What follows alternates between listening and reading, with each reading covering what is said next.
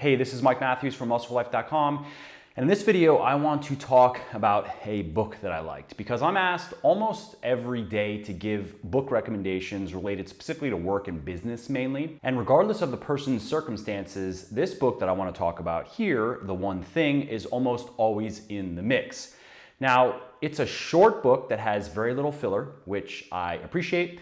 And it also has a very powerful and practical message, which can be summarized in a simple question. What's the one thing I can do such that by doing it, everything else will be easier or unnecessary? In other words, how can I go beyond merely being busy and develop a sense of the essential? Napoleon once said that a military commander should be slow in deliberation and swift in execution. And the authors of this book think that we should apply that advice to all areas of our life, that we should, before acting, pause long enough to decide what really matters and allow that to drive our days. Now, they also believe that if we do that, we will inevitably focus on the things that most people delay and defer, sometimes indefinitely, and that we will work and live from a clear sense of priorities, not a compulsive busyness. Basically, the idea is that we need to go deeper and consider what we're busy about. Now, one of the reasons I find this concept so compelling is I think that modern living is, in many ways, an embarrassment of riches. We have more freedoms and more options in every aspect of our lives than ever before. And I think that's why a major part of achieving success and fulfillment in any of the areas of our lives is identifying the things that will produce a disproportionate share of the results. You know, the old Pareto's principle, the 20% that will produce the 80%. And I agree with the authors that the majority of what we want in life is going to come from a minority of what we do. Therefore, success is more about doing the right things than doing everything right. It's not about developing superhuman discipline and endurance. It's about exerting just enough effort and self-control to establish the right habits, the ones that make everything else easier or unimportant. For example, in terms of health and fitness, those habits would include controlling your caloric and macronutritional intake and regularly eating nutritious foods and doing effective resistance training workouts. If that's all you knew about health and fitness and that's all you did, you could ignore almost everything else in the entire space and be a shining paragon of health and fitness. In terms of work, I would say it really kind of depends on your business or career. In my case, it's creating content like this and the articles and books that I write.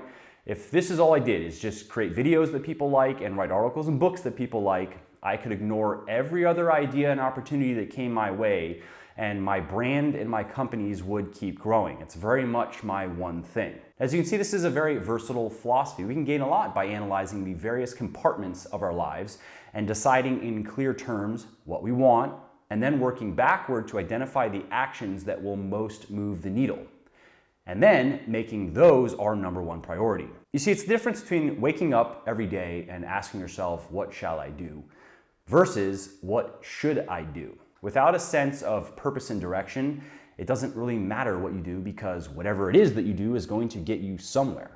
But when you can say that you want to go in that direction and for this reason, then you can know what you should be doing.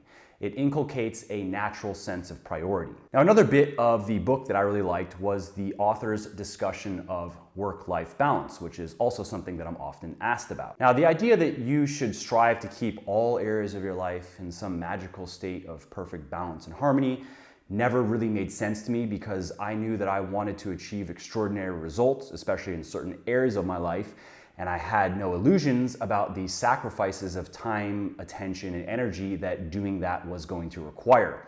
Time on one thing means time away from another. There's just no way around it. You can't all at once create an extraordinary career, family life, social life, and personal life. Something has to go. You're gonna have to choose what matters most and give those things all the time that they demand. And if we are really being strict by the book, it would be choose the one thing that matters most and make sure you give that all the time that it demands before looking at anything else. And when you do that, it means that your life is going to get pretty unbalanced, which then you're going to have to correct for from time to time. So in my case, I've decided to sacrifice most of my social and personal life so I can focus on my work and my family. I'd say that about 80% of my waking hours are spent working or spending time with my family.